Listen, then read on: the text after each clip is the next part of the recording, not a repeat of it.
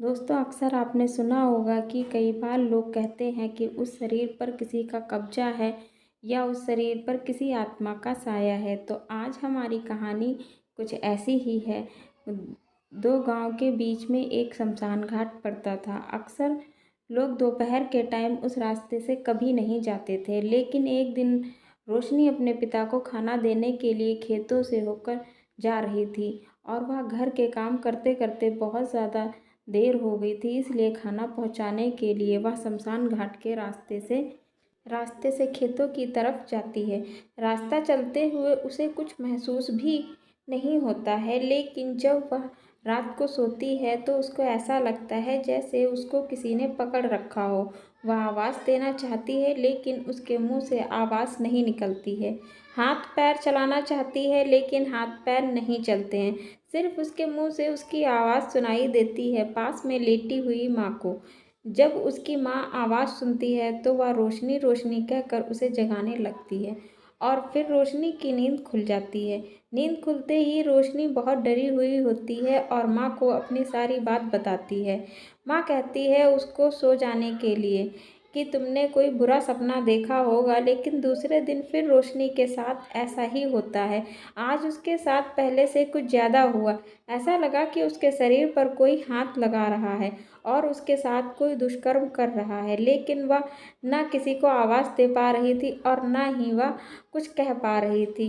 वह बेबस थी, सिर्फ उसके मुंह से अजीब आवाज़ निकल रही थी। उसकी माँ ने फिर उसे आवाज़ देकर जगाया। रोशनी की नींद खुलती है और वह रोते हुए माँ को सारी बात बताती है। माँ हैरान हो जाती है और दूसरे दिन ही उसे एक झाड़ फूँक करने वाले बाबा के पास लेकर जाती है। बाबा उसे जंतर मंतर दे करके वापस भेज देता है, लेकिन रोशनी के साथ यह घटना रोज होने लगी थी। वह इस वजह से रोशनी ना तो किसी के घर जाती थी और ना ही किसी की रिश्तेदारी में जाती थी। वह बहुत ही ज़्यादा चुप रहने लगी थी। उसका किसी चीज़ में मन नहीं लगता था। उसके माँ बाप उसका बहुत इलाज कराया, तरह तरह के बाबाओं से उसके दिखाया, लेकिन उस पर किसी भी तरह का कोई फ़र्क नहीं पड़ रहा था। इस चीज़ के चलते उसकी शादी के रिश्ते भी नहीं आ रहे थे, क्योंकि धीरे धीरे रिश्तेदारों में भी बात फैल चुकी थी। अब रोशनी की ज़िंदगी बहुत ही ज़्यादा बर्बाद हो रही थी। इस परेशानी को चलते आज रोशनी को 7 साल हो चुके हैं, लेकिन आज भी रोशनी की हालत जैसी की तैसी है। वह पहले से ज़्यादा कमज़ोर और उदास है। वह किसी के भी सवालों का कोई जवाब नहीं देती है। रात को सोने से डर लगता है।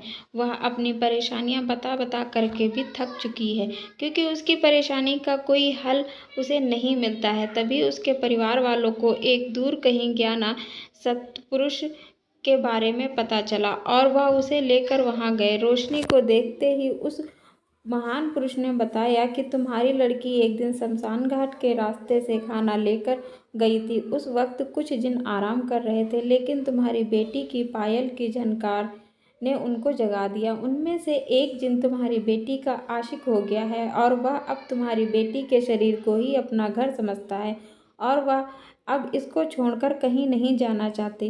रोशनी आज भी ऐसी ज़िंदगी जी रही है। किसी भी शादी ब्याह बारात में वह बिल्कुल भी नहीं जाती, ना ही उसे कोई बुलाता है। और कई बार उसने आत्महत्या करने की भी कोशिश की, लेकिन वह नहीं कर पाई। घर के लोगों ने बहुत कोशिश की उसे सही कराने की, लेकिन वह नहीं करा पाए और वह आज भी रोज़ उस जिन के हाथों प्रताड़ित होती है।